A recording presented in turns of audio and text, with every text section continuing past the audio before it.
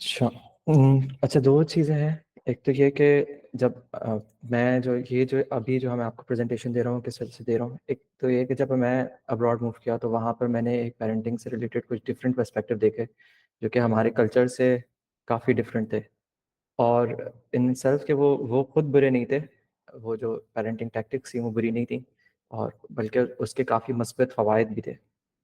तो मैं चाह रहा था कि वो चीज़ आपको कंपैरिज़न करके ला दूँ, ताकि आपको पता चल जाए कि आपकी जब आप अपनी जनरेशन को, हमारे बहुत सारे लोग अपने बच्चों को बाहर भी भेजना चाहते हैं, तो वो आपकी जनरेशन को क्या प्रॉब्लम फेस आएँगी, आप क्यों एक ऐसी मेंटालिटी में चले जाते हैं, जैसे एक कहते हैं डोमिनेटेड साइकोलॉजी, जिसमें आप जो है ना बेसिकली खुद को, अपने आप को महकूम, और जो है अपने आप को कमतर फ़ील करते हैं, आप दूसरे वाले के कॉम्प्लेक्स में चले जाते हैं। इस तरीके की प्रॉब्लम आ जाती है कि आप, यार वो तो ये हैं, उनको तो ये भी आता है, वो तो ये भी करते हैं, ऐसा क्यों होता है? तो उस चीज़ के लिए कि आपने क्या करना है, और उस आपकी पेरेंटिंग और उनकी पेरेंटिंग में क्या डिफ़रेंस है, ये चीज़ मैं उसको हाइलाइट करना चाह रहा हूँ, ताकि आप लोग भी अपने बच्चों को उसी तरीके से ट्रेन कर सकें।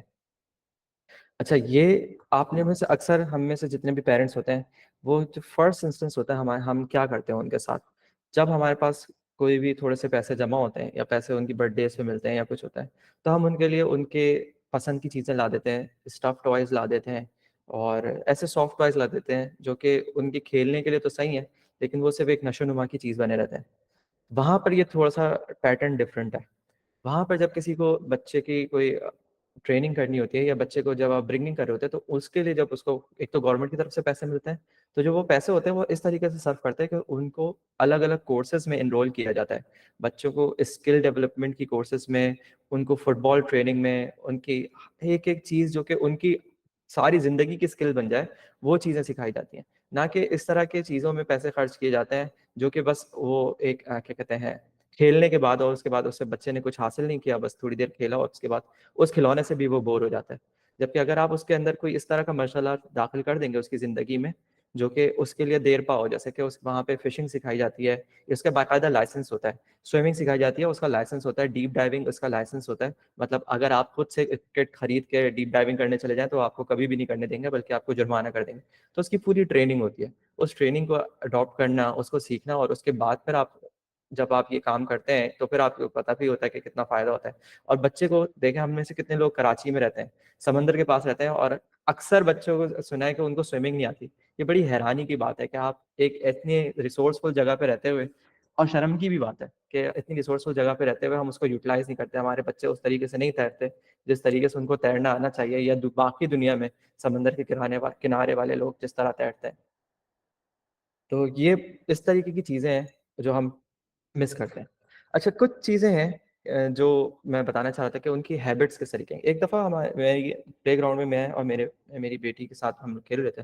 तो एक हम उम्र बच्ची मिली, तो उन्होंने ऐसे ही पेरेंट टू पेरेंट टॉक होने लगी। तो उन्होंने बताया कि मेरी बच्ची बहुत देर से सोती है। तो मैंने बोला कि ये मसला मेरी बेटी के साथ भी है। मैंने बोला, कितनी देर से सोती है आपकी बच्ची? उसने बोला, 8 बज जाते हैं उसको सोते-सोते। वो रात के 8 बजे उसको देर कह रहे थे। मैं हँसा, क्योंकि जैसे मुझे अभी हँसी आ रही है, क्योंकि मेरी बेटी जो है वो रात के 11 बजे सोती है, और ये मेरी कमज़ोरी है कि मैंने उसके अंदर ये हैबिट डेवलप नहीं करवाई, जिसमें वो रात के 9 बजे सो जाए, इशा के फ़ौरन बाद सो जाए, या इशा के वक़्त आस-पास हम उसके सोने बेड टाइम बना दें, और फिर उसके बाद वो सुबह उठने की आदत बनाएँ। जिस तरह के एक लाइफ़ साइकिल है ना, कि आप रात में इशा के बाद फ़ौरन से सो जाएँ, और इशा तब पढ़ें जब आपके सारे काम खत्म हो जाएँ। इसी तरह जब आप फजर में उठेंगे, तो फिर एक वो एक्टिविटीज़ का सिलसिला शुरू होगा। अब देखें, हम बज़ाते खुद वो लोग तो नमाज़ नहीं पढ़ते, लेकिन उनके यहाँ फजर में उठने का बड़ा रिवाज है।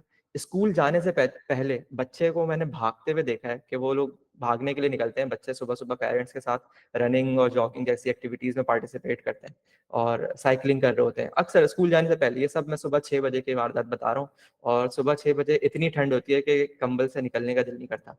बहुत शदीद ठंड होती है, और साल के 8 महीने ठंड होती है, स्पेशली यूरोप साइड पे जो लोग रहते हैं उनको पता होगा।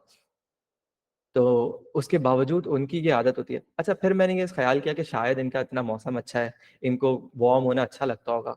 फिर लेकिन जब मेरा कभी जाना हुआ श्रीलंका और दुबई इस तरफ, देखा कि वही लोग अपनी उन्हीं एक्टिविटीज़ को उसी शदीद गर्मी और ह्यूमिडिटी में, श्रीलंका में बहुत शदीद ह्यूमिडिटी होती है।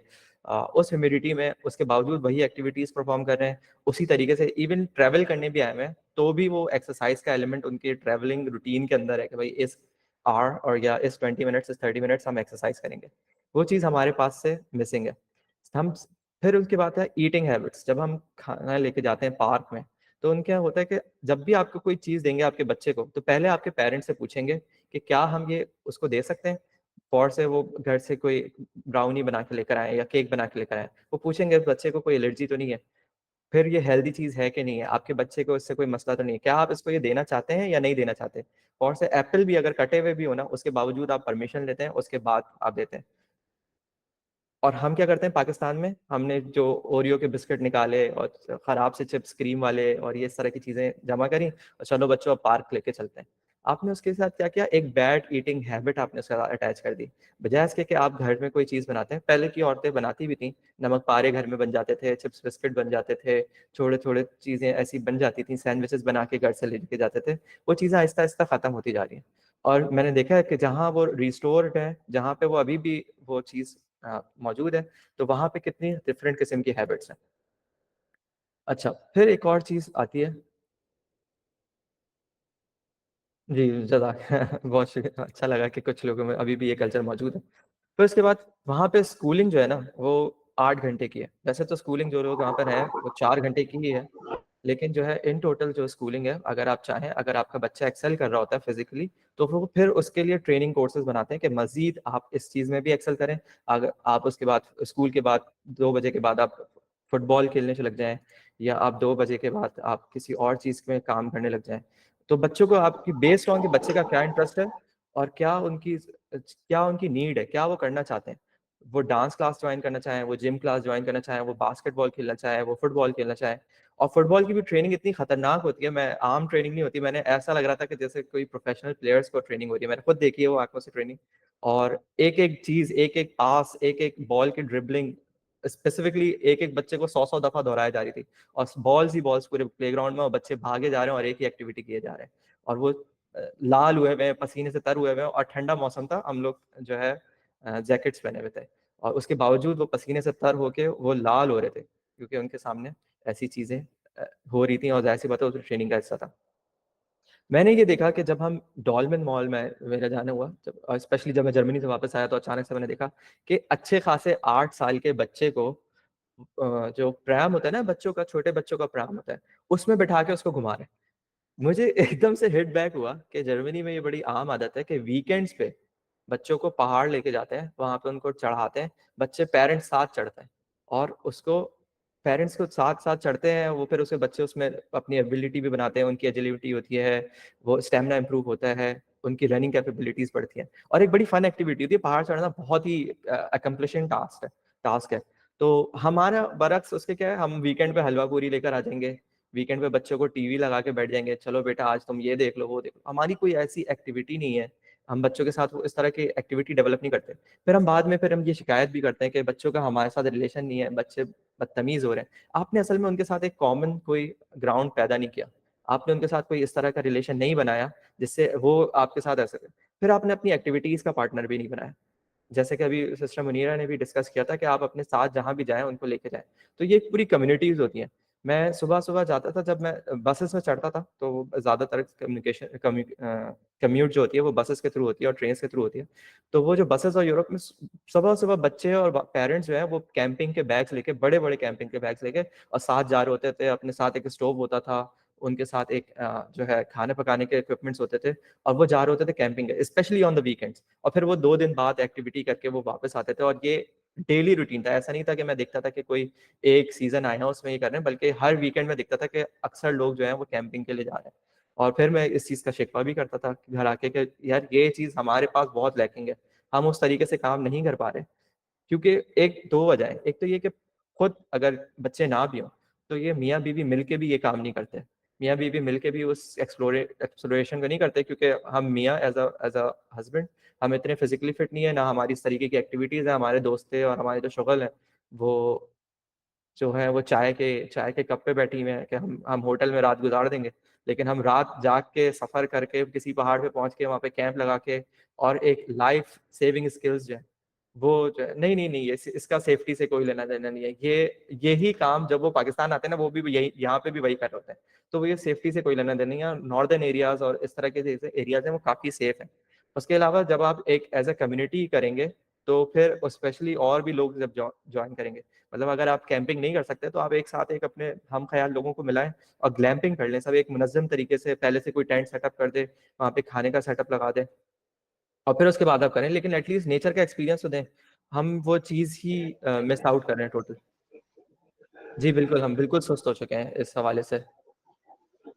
तो ये सारी चीज़ें हैं जो कि हमारे तौर पे टोटली मिसिंग है। फिर उसके अलावा उनकी एक और चीज़ है जो उनके स्कूल की तरफ से एनफोर्स की जाती है, वो ये होता है 2 hours of library library time.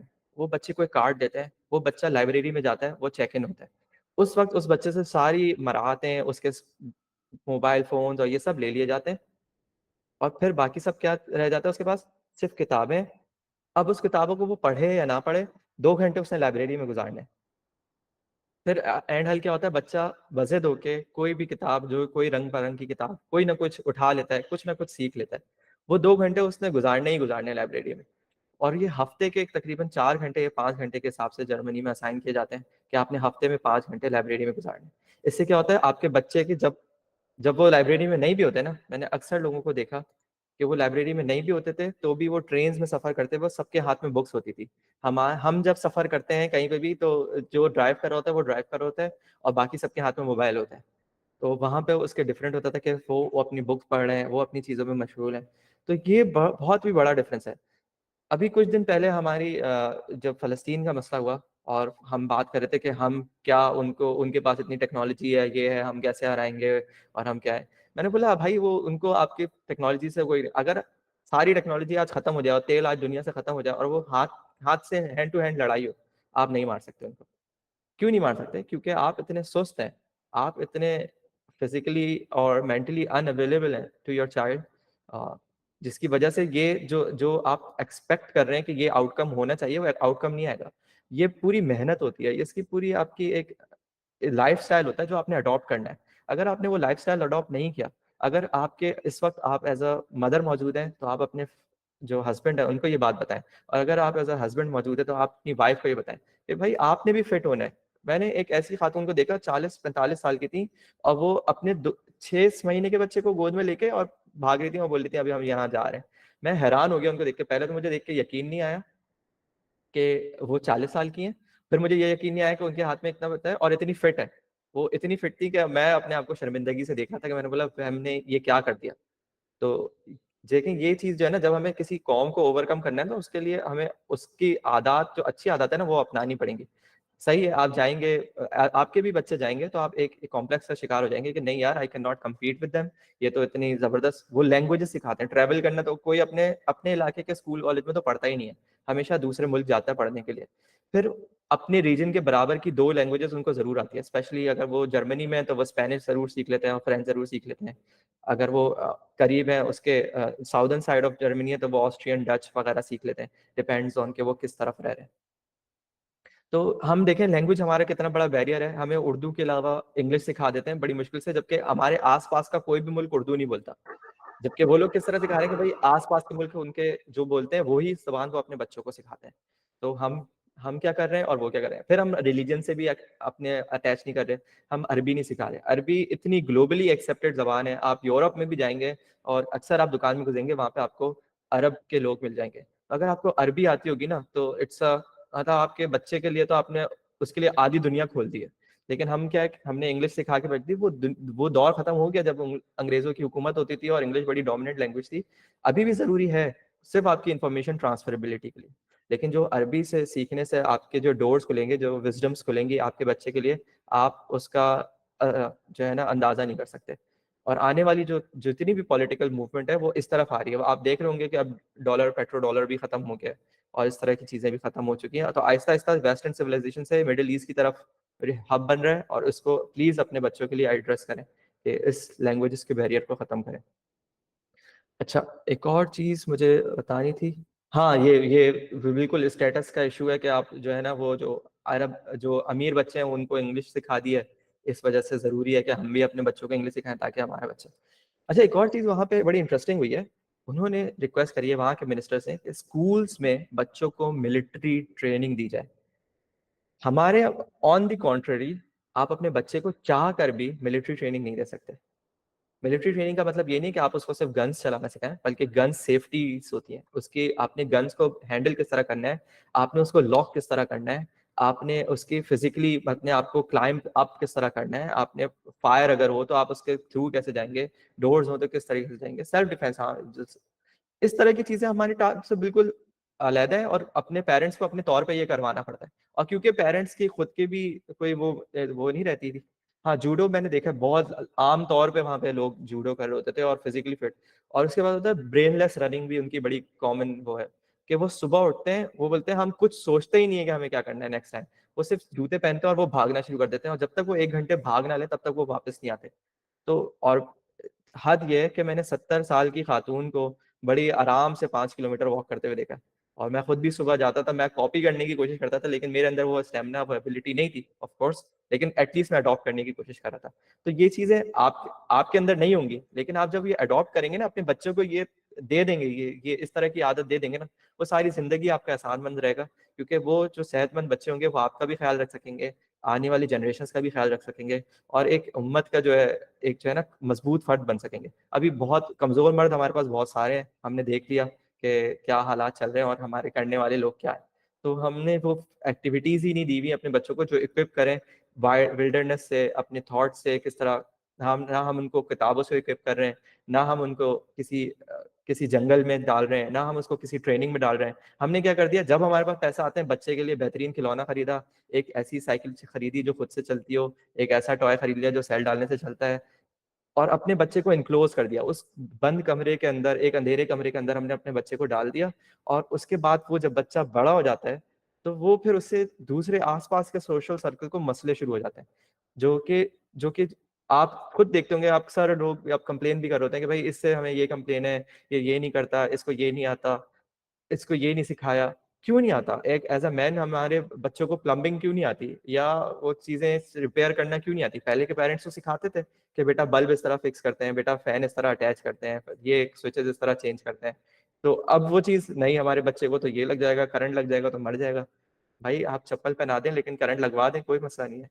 तो ये सारी चीजें हैं जो हम अपने बच्चों को डरपोक बना रहे हैं, और उसके बाद हम एक्सपेक्ट करते हैं कि अब हमारी उम्मत से खालिद बिन वलीद पैदा होंगे। और ये बिल्कुल ही जो है ना साइकोलॉजी कॉन्ट्रडिक्टरी है कि जब तक आप खुद बहादुर नहीं है अपने बच्चे को पालने में, तो बच्चा इटसेल्फ बजाते खुद अल्लाह ताला का कोई करम हो जाए तो हो जाए। आपने कोई किरदार अदा नहीं करना इसको बच्चे को बहादुर बनाने में। तो अपने बच्चों को थोड़ा सा अंधेरों में सुलाएं, थोड़ा सा अंधेरों में लिटाएं, मच्छरों से कटवाएं, नेचर में लेके जाएं, आग उनको जलाना सिखाएं, उनके साथ फिशिंग करना सीखें। फिशिंग तो बड़ी मतलब आसान तरीन चीज है ना, सबसे आसान तरीन है सिर्फ कांटा डालना, लेकिन एक सब्र आता है उससे। कितनी सब्र की चीज है कि आप एक कांटा डाल के बैठे हैं और अब आप इंतजार कर रहे हैं कि कब इसमें एक मछली आ जाए। तो ये सारी चीजें हैं जो प्लीज आपने एज अ हैबिट करनी है और आहिस्ता आहिस्ता चेंज करनी है। अब अचानक से आप अपनी वाइफ को जाके बोलेंगे कि बेगम आज तुम 5 किलोमीटर भाग के दिखाओ, वरना जो है ना बस हम बच्चों की तरबियत नहीं करें। ऐसा नहीं होगा।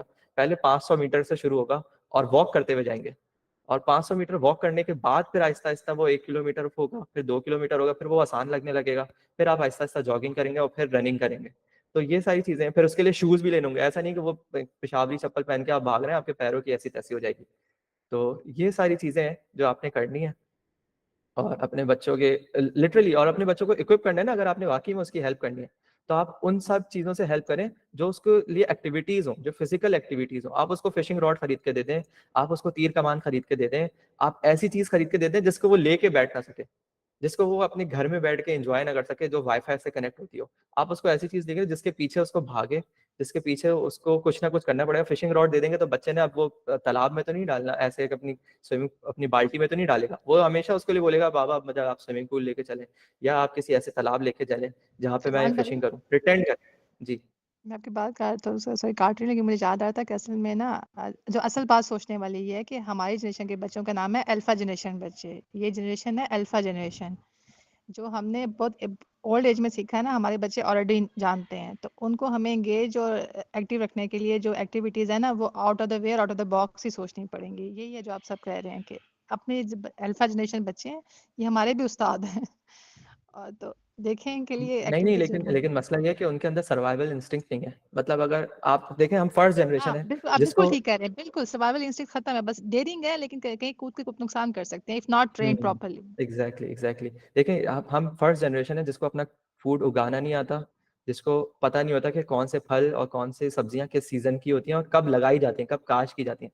किसी ने जी। माशरती उलूम में पढ़ लिया हो तो पढ़ लिया हो, लेकिन हमें लगता है कि फूड जो है वो इम्तियाज़ से आता है, किसी स्टोर से आता है, सुपर स्टोर से आता है। ये बहुत बड़ा सेटबैक है। अपने बच्चों को छोटे-छोटे पेट्स ला के दें, उनकी उनकी नर्चरिंग करना सिखाएँ, अपने बच्चों को प्लांट्स ला के दें और उसका ख़्याल किस तरह करते हैं, कितनी धूप देनी है, कितनी ज़िम्मेदारी डालें उनके ऊपर। आप कोई असल में ना ये ज़िम्मेदारी नहीं बोरिंग डालते। एक्टिविटीज़ लगती हैं बट बिलीव मी ये ना लॉन्ग टर्म में बहुत पेइंग होती है। आपका बच्चा रिस्पॉन्सिबल हो जाता है। आपका बच्चा रिस्पॉन्सिबल हो जाता है जब आप एंगेज कर देते हैं जो घर के छोटे-छोटे कामों में। एक और बात मैंने ऐड करनी थी, हमारे बच्चे ना बहुत जल्दी टास्क को एक्टिवली टेकअप करते हैं उसके बाद फ़ौरन बोर भी हो जाते हैं। फ़ौरन बोर होते हैं। हम में तो जैसे ना 5-10 मिनट के बाद एक्टिवेट बोर हो जाते हैं।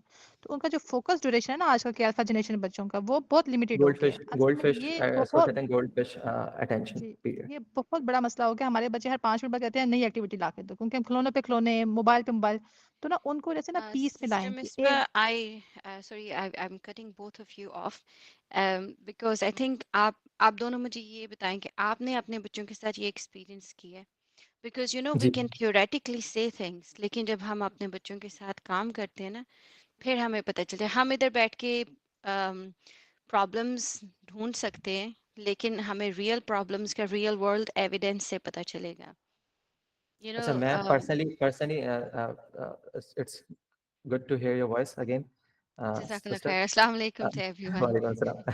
अच्छा, और दूसरी चीज़ ये कि मैंने खुद पर्सनली अपनी बच्ची के साथ पहाड़ चढ़े और जर्मनी में जब तक था मैं, वहाँ पे मैं कोशिश करता था कि ये एक्टिविटीज़, फिज़िकल एक्टिविटीज़ हों। फिर मैं अपनी बच्ची को कभी-कभार हम लोग देर से भी उठते थे, तो मैं उसको जल्दी उठा के अपने साथ ले जाता था, चलो वॉक पे चलते हैं, चलो यहाँ चलते हैं। तो मैं उसके नहीं साथ मैं ये बात एक्टिविटीज़ नहीं कह करवाऊँ। रही जी, ब्रदर साहब जज़ाकल्लाह खैर फॉर सेइंग दिस लेकिन it's about consistency you know आपने जर्मनी में किया but you know the it goes back to what sister Munira was saying लेकिन जो जिस पॉइंट पे मैंने सिस्टर मैं मुनीरा रिस्पॉन्ड करूँ आपकी बात से? Yes sister it's a Munira very just one good point that you are raise yes I am just consistency gonna yeah take 1 minute and मैंने देन इसको आई विल पर्सनली खुद लेट यू एक्सपीरियंस से किया है। इट मेरा माशाल्लाह 8 साल का है। just 1 minute I'm going to say you know sure, that that focus thing that you were talking about sure please. you know that focus thing is only because हम लोगों के जो okay मैं उर्दू में इसको explain करती हूँ but let me just quickly say it in English. The problem is if we there will be other people in this call who understand the biology and neurology of the brain. The problem is that because of social media and because of instant gratification, our children has become that they need to have that instant gratification and they may get so motivated about one thing and then they will lose it. And this is not only in the children. You take IMS and you will see that when a person joins an IMS group, they are so motivated. And after a little while, you'll start these people falling down because this has become a human nature now, instant gratification. 200 years ago, this sort of thing did not exist because 200 years ago, we didn't even have a car to travel. So the problem is that over the period of time, we have compromised our neuroplasticity to understand what is actually important for human survival and also what it means for, with gratification. What is gratification? So the definition of gratification needs to be renewed, but with the neuroplasticity. तो अब मैं इसको उर्दू में को आपको समझ आइए कोई न्यूरोप्लास्टिसिटी को आप किस तरह ट्रांसलेट करेंगे? मैं इसका इंतज़ार कर रहा ऐसे आई माशाल्लाह एम एक्सेंट ट्राइंग आपका बहुत शानदार। नहीं मेरी ब्रॉट अप स्कॉटलैंड में हुई है ठीक है ना सो डोंट नहीं, वरी नहीं। अबाउट माय नहीं, accent no, it's a really it's a billion dollar question at the moment. Actually, it is a real question to discuss, I think.